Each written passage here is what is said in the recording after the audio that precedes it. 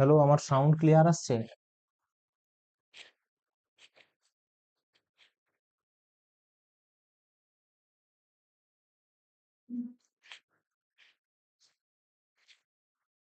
Welcome viewers. আমরা প্রত্যেক দিন সন্ধ্যা 6টার সময় 6 PM এ যে আনন্দবাজার পত্রিকার বিশ্লেষণ নিয়ে আসি।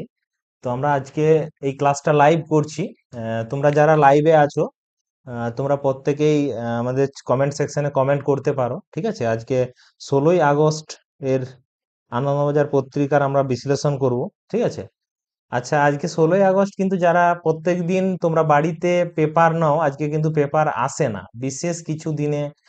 15ই আগস্ট, 1 মে, হ্যাঁ, এই তারিখগুলোতে কিন্তু প্রেসের কাজ বন্ধ থাকে, ওই জন্য এই পরের যে ডেট গুলাতে কিন্তু পেপার আসে না আর কি। ঠিক আছে। তো আমরা এখন প্রথম আজকে যে খবরটাতে আমরা সব থেকে আলোচনার বিষয় আছে, সেটা হচ্ছে যে আমরা এখানে দেখতে পাচ্ছি প্রধানমন্ত্রী দিল্লির লালকেল্লাতে স্বাধীনতা দিবস উদযাপনের জন্য উপস্থিত হয়েছিলেন, এবং সেইখানে ছাত্রছাত্রী থেকে আরম্ভ করে ভারতের বিভিন্ন নাগরিক, বিভিন্ন স্তরের নাগরিক সবাই উপস্থিত হয়েছিলেন। ঠিক আছে।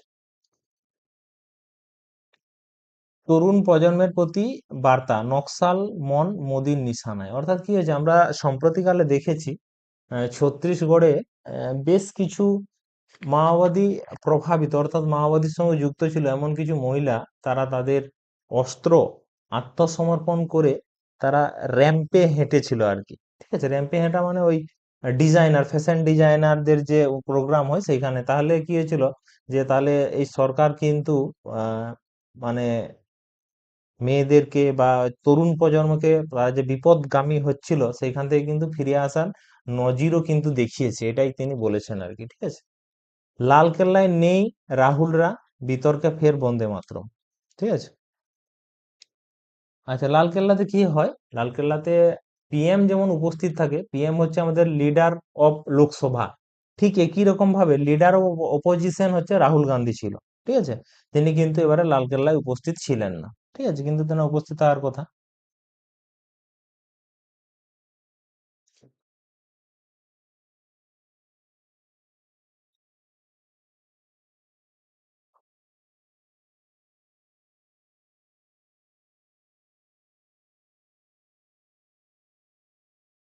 আমরা এখানে দেখতে পাচ্ছি আমাদের রাজ্যের মুখ্যমন্ত্রী শুভেন্দু অধিকারী, মুখ্যমন্ত্রীর উপদেষ্টা সুব্রত গুপ্ত, এবং এদিকে রয়েছে মুখ্য সচিব মনোজ আগারওয়াল। উনাকে রুট মার্চ করে নিয়ে আসছেন অভিবাদন মঞ্চের দিকে। ঠিক আছে।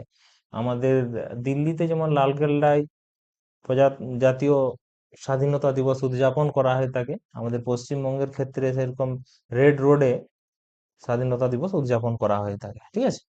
শারিফের হুঁশিয়ারি, শারিফের হুঁশিয়ারি বলতে পাকিস্তানের যে প্রধানমন্ত্রী আছে শাহবাজ শারিফ, তিনি স্বাধীনতা দিবসের প্রাক্কালে, ওদের দেশের যে স্বাধীনতা দিবস, হ্যাঁ, 14ই আগস্ট, পাকিস্তানের স্বাধীনতা দিবস হচ্ছে 14ই আগস্ট।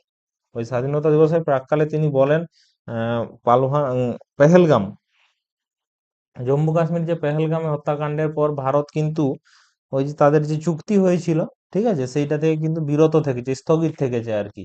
তো পরবর্তীকালে যদি তারা অনড় থাকে, তাহলে তারাও কিন্তু বড় কোনো পদক্ষেপ নেবে, এই হুঁশিয়ারি কিন্তু দিচ্ছে। ওদের দেশের মানুষের কাছে মন জয় করার জন্য তিনি এই পদক্ষেপ নিতেই পারেন। ঠিক আছে।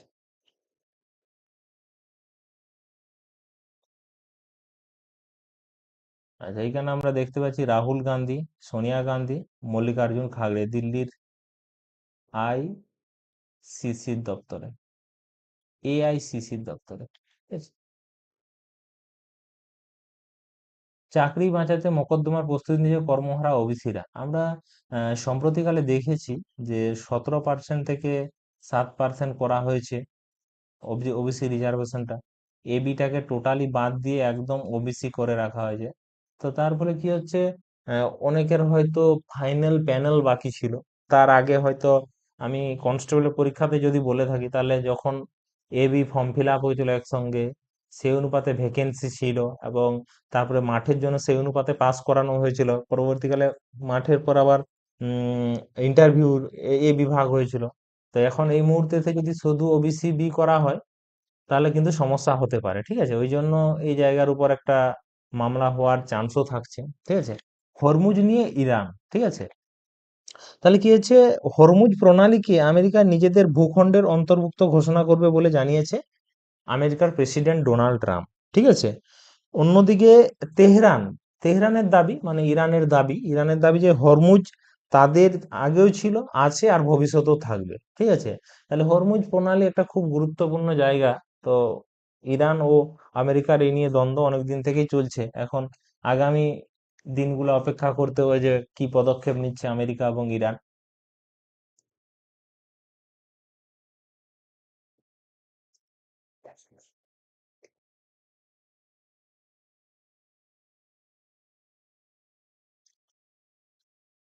এরপরে আমরা এখানে দেখতে পাচ্ছি যে স্বাধীনতা দিবস উদযাপনে মোটর বাইকের উপর ভারসাম্যের প্রদর্শনী, অর্থাৎ কি হচ্ছে, এখানে 5টা মোটর সাইকেল আছে, তারপরে সুন্দরভাবে ডিজাইন করে এখানে ভারত মাতা বলে একটা মেয়েকে সাজানো হয়েছে এবং তার প্রদর্শনী দেখানো হচ্ছে, ঠিক আছে। তো এই ধরনের প্র্যাকটিস রিহার্সেল এগুলা খুব কঠিন, কিন্তু কঠিন হলো কি হলো, প্র্যাকটিস করে এটাকেও কিন্তু রপ্ত করে নিয়েছে। এটা সচরাচর পশ্চিমবঙ্গের ডিফেন্স বিভাগে যারা যুক্ত থাকে তারা এই ধরনের কাজগুলা করে থাকে। রাজ্য সরকারের স্বাস্থ্য বীমায় খরচের হার বৃদ্ধির সিদ্ধান্ত, তাহলে আমরা দেখেছি আসন্ন বিধানসভা নির্বাচনে বিজেপি সরকার ক্ষমতায় আসার পর থেকে বেশ কিছু অর্থনৈতিক পরিবর্তন আনার চেষ্টা করা হয়েছে। যেখানে আগের সরকার সরকারি কর্মচারীদেরকে 18% দিয়ে দিত, এই সরকার ঘোষণা করেছে যে তারা তার 38% দিয়ে দেবে। হ্যাঁ, বেশ কিছু আলাদা যে সমস্ত সরকার দ্বারা পরিচালিত হয় কিন্তু যাদের বেতন পরিকাঠামো চুক্তিভিত্তিক, তাদের বেতন বৃদ্ধি করা হয়েছে। এইবার হচ্ছে West Bengal WBHS health health scheme. তো এই ওয়েস্ট বেঙ্গল হেলথ স্কিম এটা 2009 সালে চালু হয়েছিল, ঠিক আছে। হ্যাঁ, তো এবার 2009 সালে চালু, তখন সিস্টেমটা কি ছিল যে এই স্কিমের আওতায় যদি কেউ থাকে বা কোনো এই স্কিমের আওতায় যে সমস্ত হসপিটাল বা নার্সিং হোম যেগুলো থাকছে, ওগুলাতে গিয়ে যদি কেউ চিকিৎসা করায়, চিকিৎসা করার পর যদি সাপোজ 5,000 টাকা বিল হয়, 5,000 টাকা বিল শো করাতে হয়, তাহলে কিছু টাকা তার অ্যাকাউন্টে যেত, হয়তো 3500 হয়ে যেত। ওটা রোগের উপর নির্ভর করে থাকে, ঠিক আছে, এই সিস্টেমটা ছিল। তারপরে কি হলো, 2014 সালে ওইখান থেকে চলে এলো ক্যাশলেস সুবিধা। মানে এইখানে যেমন আপনাকে 2009 সালে টাকা পেমেন্ট করতে হতো, কিন্তু 2014 সালে যখন ক্যাশলেস সুবিধা চলে এলো, তখন ধরুন আপনার সাপোজ বিল হচ্ছে 5,000, হয়তো দেখা যাচ্ছে যে 5,000 টাকার সেখানে আপনাকে ক্যাশলেস সুবিধার জন্য মাত্র 1,000 টাকা পেমেন্ট করতে হচ্ছে। কিছু চার্জ থাকে হয়তো এটা। হ্যাঁ, এই সুবিধাটা 2014 সালে এসেছিল, কিন্তু এই সরকার এখন, তখন কি হয়েছিল, আহ এই ডাব্লিউবি হেলথ স্কিমের আওতায় যে সমস্ত নার্সিং হোম বা প্রাইভেট প্রাইভেট হসপিটাল গুলো ছিল, ওগুলোর যে তালিকা ছিল সেগুলো একটু কম ছিল আর কি, আর এই ক্যাশলেস সুবিধাটা সব জায়গায় ছিল না। তো এখন কি করা হয়েছে, নতুন স্কিমের আওতায় জায়গাগুলোকে X, Y এবং Z ক্যাটাগরিতে ভাগ করা হয়েছে, ঠিক আছে। এক্স হচ্ছে মহানগর, মূলত কলকাতা, আর ওয়াই হচ্ছে শিলিগুড়ি, আসানসোল, দুর্গাপুর, এই ধরনের ছোট ছোট শহরগুলি, আর জেড হচ্ছে এটা বাদ দিয়ে বাকি সব জায়গা। আর এইবারে ক্যাশলেস সুবিধাটা করা হয়েছে কিরকম, পুরো একদম হয় 80% বা হসপিটালের সংখ্যাও এবার বাড়ানো হয়েছে, বা 80%, 100% হতে পারে।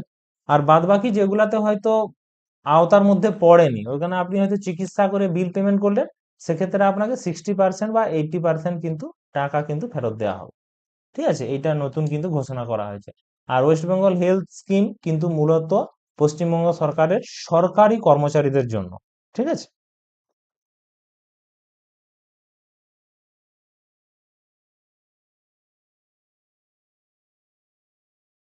রেল পুলিশের থানা, ফাঁড়ি, যাত্রী সুরক্ষা ঢেলে সাজানোর প্রস্তাব।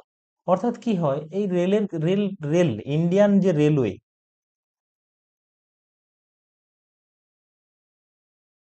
ইন্ডিয়ান রেলওয়ে মূলত কেন্দ্র সরকার দ্বারা পরিচালিত হয়। এই মুহূর্তে ভারতীয় আহ রেলমন্ত্রী আছেন অশ্বিনী বৈষ্ণব, ঠিক আছে। এইখানে কি হয়, রেল রেলের একটা রেল আরপিএফ থাকে, রেল প্রোটেকশন ফোর্স। আরপিএফ এর মূলত কাজ কি হয়ে থাকে, আরপিএফ এর মূলত কাজ হচ্ছে রেলের জিনিসপত্রের রক্ষণাবেক্ষণ করা, ঠিক আছে। রেলের জিনিসের রক্ষণাবেক্ষণ করা এবং প্যাসেঞ্জার ঠিকঠাক উঠছে কিনা, ঠিক আছে। রেলের যে মালটা যাচ্ছে, যে জিনিসপত্র মাল যা থাকছে, যাই যাক না কেন, ওটা ঠিকঠাক পৌঁছাচ্ছে কিনা তার রিপোর্ট দেওয়া, ঠিক আছে। এটা মূলত আরপিএফ রা করে থাকে। কিন্তু ওখানে যদি কোনো law and order duty situation তৈরি হয় ওই জায়গাতে, তখন কিন্তু ওটা জিআরপির আন্ডারে চলে আসে, গ্রামীণ রেলওয়ে পুলিশ। ঠিক আছে, এই জিআরপিটা কিন্তু স্টেট পুলিশের দ্বারা পরিচালিত হয়।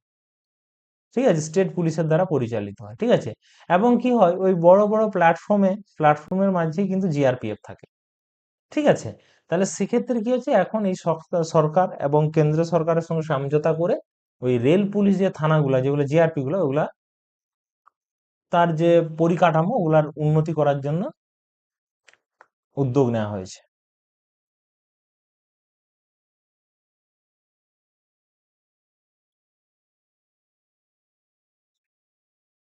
জঙ্গি যোগের জঙ্গি যোগের দায়ে বেঙ্গালুরুতে ধৃত বাদুড়িয়ার যুবক। আমরা জানি সম্প্রতিকালে আহ, পূর্ব বর্ধমান থেকে একজনকে, হামিম মন্ডল বলে একজনকে গ্রেপ্তার করা হয়েছিল, উম, পাকিস্তানি গুপ্তচর সংস্থার সঙ্গে যুক্ত ছিল বলে। পরবর্তীকালে তার বান্ধবীকে, এরপরে আমরা কলকাতাতে দেখেছি একজন বাইরের দেশের নাগরিক এসেছিল, সেখানে সংলগ্ন একজন মানুষ তাকে আধার কার্ড ভোটার কার্ড করে দিয়েছিল, তাকেও ধরা হয়েছে। তখন আরেক বাদুড়িয়া মানে পশ্চিমবঙ্গের একজন যুবককে কিন্তু ওই বেঙ্গালুরুতে কিন্তু ওই জঙ্গি যোগের দায়ে কিন্তু গ্রেপ্তার করা হয়েছে। ঠিক আছে, আচ্ছা, বিনয় মিশ্রের গ্রেপ্তারিতে সম্মতি, ওপেন ওয়ারেন্ট, অর্থাৎ 2020 সালে কয়লা পাচার কাণ্ডের যে তৃণমূল পলাতক যুবনেতা বিনয় মিশ্র, তাহলে সিবিআই এর তরফ থেকে কি হচ্ছে, ওপেন ওয়ারেন্ট কিন্তু জারি করা হয়েছে, যে ওকে দেখতে পেলেই কিন্তু গ্রেপ্তার করা হবে। ঠিক আছে,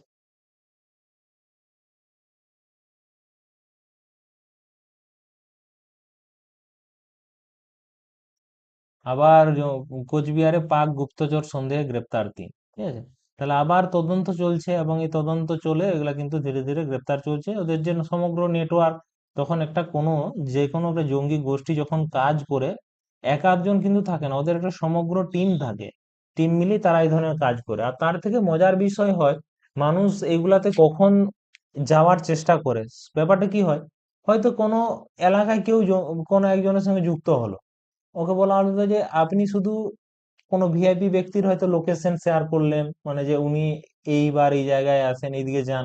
হ্যাঁ, আপনি শুধু এই খবরটা দেওয়ার জন্য হয়তো মাথায় আপনাকে 50,000 টাকা বা 60,000 টাকা দেওয়া হচ্ছে।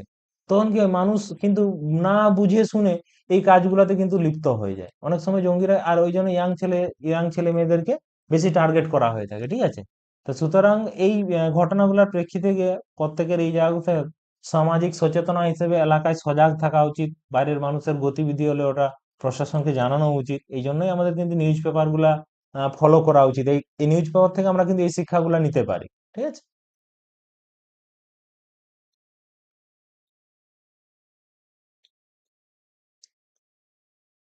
কোয়ান্টাম প্রযুক্তির সংস্থার সঙ্গে বৈঠক, নীতি তৈরির পথে রাজ্য। অর্থাৎ কি হয়, এখন তো বর্তমান যে প্রযুক্তি টোটালি কম্পিউটার, মোবাইল টেকনোলজির উপর চলছে, এবং এই সমস্ত টেকনোলজিরা কিন্তু মডার্ন ফিজিক্সের উপর দাঁড়িয়ে আছে।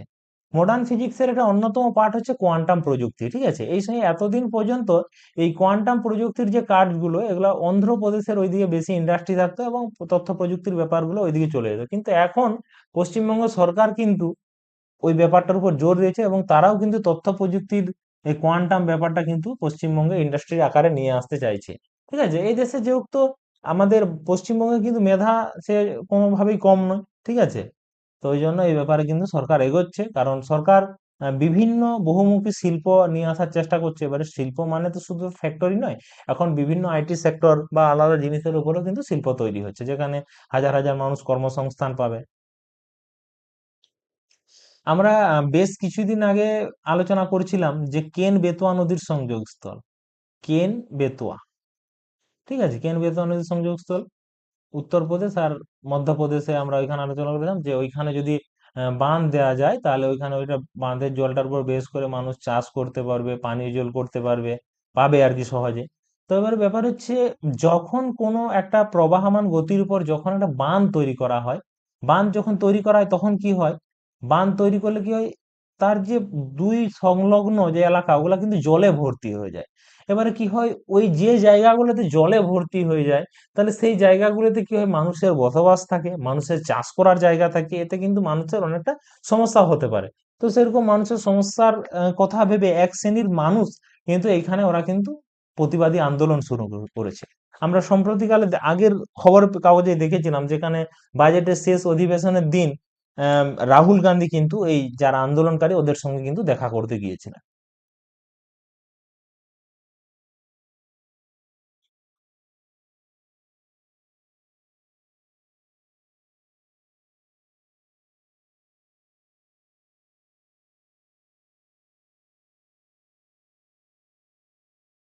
ইন্দোনেশিয়ায় তাহলে ভূমিকম্প হয়েছে এবং 47 জন মতো মারা গেছে ইন্দোনেশিয়ায়। আচ্ছা, পিছোতে পারে টাটা সন্সের সাধারণ সভা। আমরা জানি এন চন্দ্রশেখর টাটা সন্সের যে চেয়ারম্যান ছিল উনি, আর পরবর্তী কার্যকালে থাকার জন্য ওনাকে মনোনীত করা হলেও উনি কিন্তু ইস্তফা দিতে রাজি হয়েছেন, যে আমি আর এই পদে কিন্তু থাকবো না।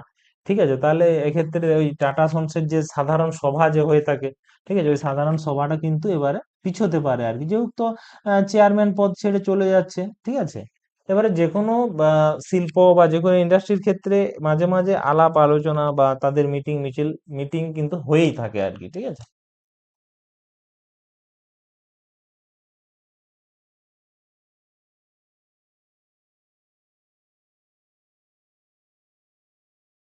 পিওকে নিয়ে উদ্বেগ ওমর মানে হচ্ছে পাক অকুপাইড কাশ্মীর। ঠিক আছে, ওখানে ওমর আবদুল্লাহ আছে, জম্মু কাশ্মীরের বর্তমান মুখ্যমন্ত্রী আছেন। তো আমরা কয়েকদিন আগে পিওকে তে আমরা দেখেছি যে একটা নির্বাচন হচ্ছিল এবং সেই নির্বাচনকে কেন্দ্র করে সেখানে প্রচুর গোলাগুলি হয়েছে। ঠিক আছে, ব্যাপারটা হচ্ছে কি, পাক অকুপাইড কাশ্মীর অর্থাৎ আমাদের কাশ্মীরের ওপরে কিছুটা জায়গা আছে, যেখানে পাকিস্তান দাবি করছে যে আমরা ওই জায়গাটা আমাদের দখলে আমরা রেখেছি। ঠিক আছে, এবং সেইখানে কিছু জন মানুষজন আছে যারা কিন্তু কি করছে, যে যারা ঠিক করেছে যে না আমরা পাকিস্তানের সঙ্গে থাকবো না, ওরা পাকিস্তানের বিরুদ্ধে কিন্তু বিরোধিতা ঘোষণা করে।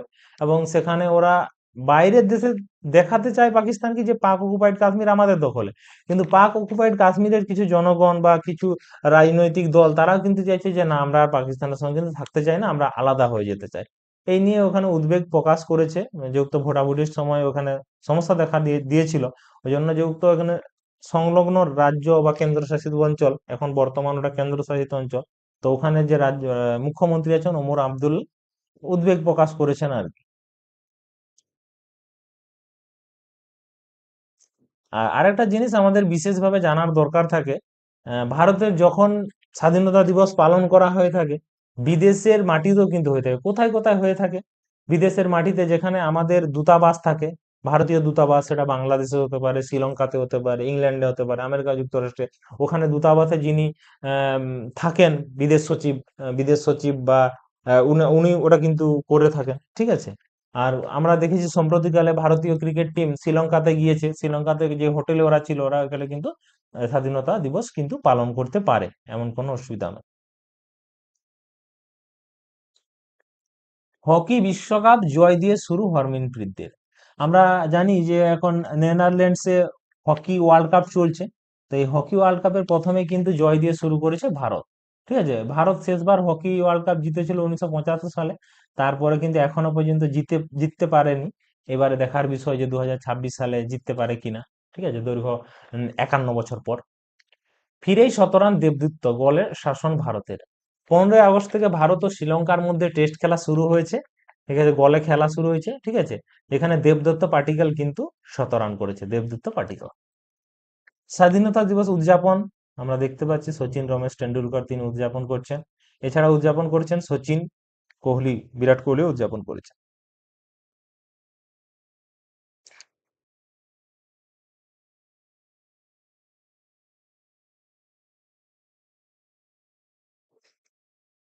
ঠিক আছে, আজকে পেপার অ্যানালাইসিস এই পর্যন্তই। আর আমাদের পেপারের যে পিডিএফটা আমাদের ডেসক্রিপশনে লিংকের আকারে দেওয়া থাকে।